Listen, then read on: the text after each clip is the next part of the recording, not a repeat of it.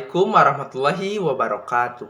Sampurasun, patepang deui sareng simkuring Fiskal Duyanan di Al-Fauzan di kelas 11 MIPA 4. Ayeuna abdi bade ngadugikeun warta tentang banjir di Bale Endah.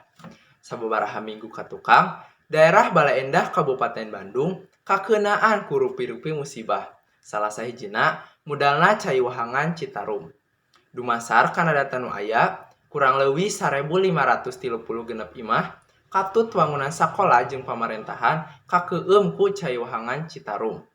Panyebab mudalna Cai Wahangan teh sabab gedena cai hujan jeung lobana runtah anu ngahalangan kokocoran anu ngabulakarkeun cai jadi ngeyembeng. Pamarentah desa geus ngadata korban jiwa ka sababaraha tempat. Sabab dumasar kana hasil laporan ti warga masyarakat teu saeutik ayana korban jiwa anu kabawa banjir.